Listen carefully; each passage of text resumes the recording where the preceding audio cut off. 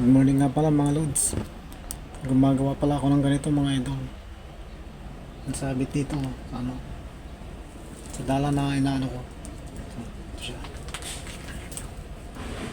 Ito siya mga idol.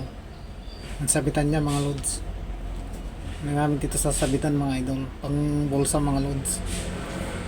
Maganda ito kasi hindi dumudulas. Parang cotton siya na matibay.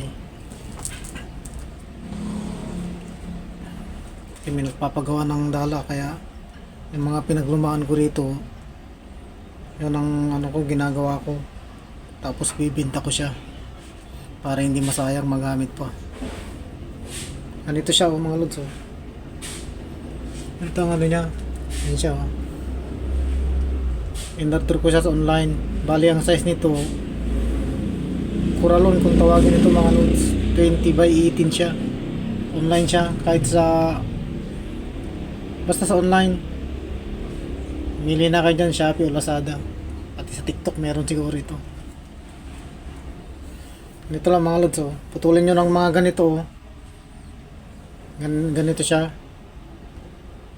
Isang ganito mga lods, isang tangkal, tapos dublehin nyo. Parang ganun siya mga idol yan siya, doble yan mga lods. Yan siya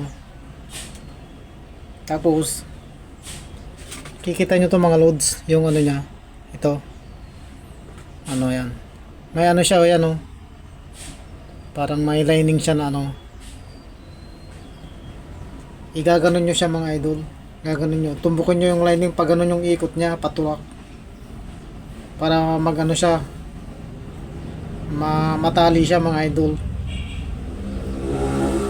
Parang ganyan mga lods natali na yan yan siya.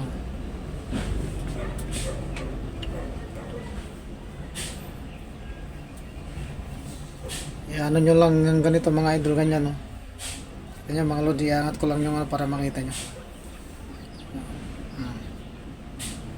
Ito yung tinatawag na panabit mga idol. Panabit sa bulsa para magkaroon ng bulsa yung dala.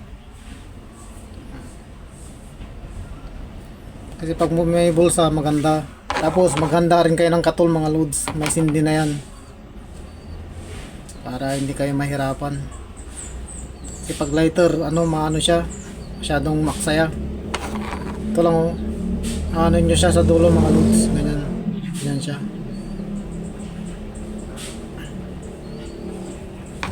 Ganyan lang, tapos ikutin nyo siya para magdikit. Yan nagdidikit na yan mga lods.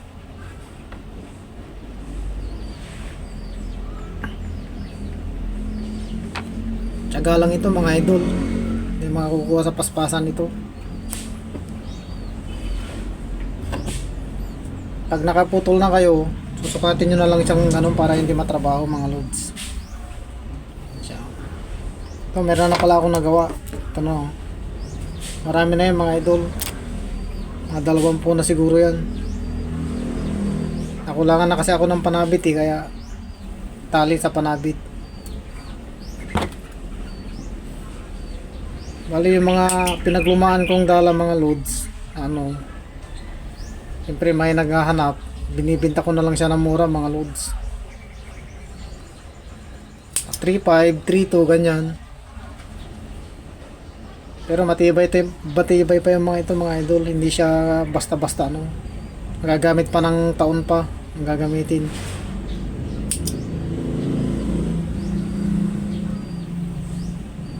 Kasi kapag na ako sa dala nagsawa na ako sa dala na ginagamit, magpapalit na ako mga idol. Kasi nga marunong kasi akong gumawa madali lang sa akin ang gumawa.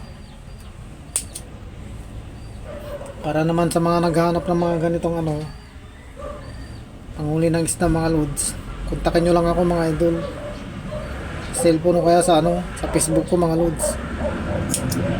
May mga second hand tayong rito, baka gusto nyo bilhin nyo na lang. Bibigay ko lang sa inyo ng mura kung magkakasundo tayo sa presyo. Kasi ang mahirap lang dito mga lods yung gumawa talagang mo ng oras mga idol.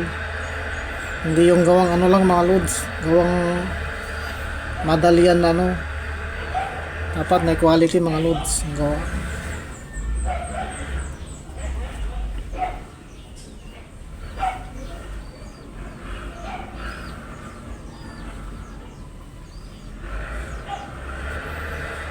mga lods.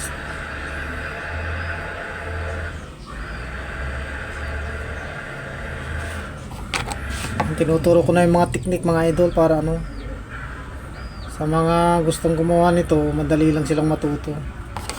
Hindi na sila ano, kakapa-kapa sa dilim mga lods. Yan siya oh. Yan. Tulad ng sabi ko mga lods, ito ay panabit dito mga idol. Kasi nga may nagpapagawa sa akin. Yan oh.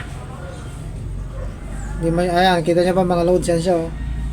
Nagagawa ko lang ito kahapon. Hindi na nga ako abala ko sa pag ano mga lods. Kaya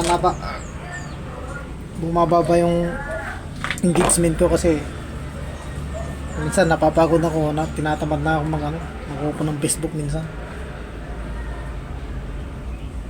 Natapos na naman siguro ito, panibagong ano naman gawa ng gawa para may stock kapag may naghanap. Ayun, ano na naman kaagad, pull out na naman para tuloy-tuloy yung ano mga loads, yung proseso mga idol,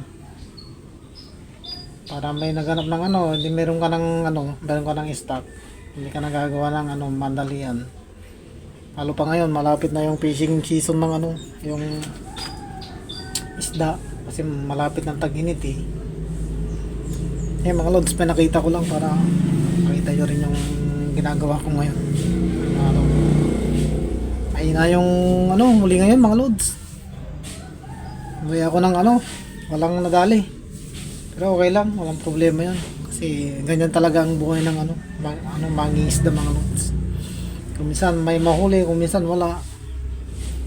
Mas maganda yun. Pero pasalamat pa rin tayo dahil malakas yung katawan natin mga lods.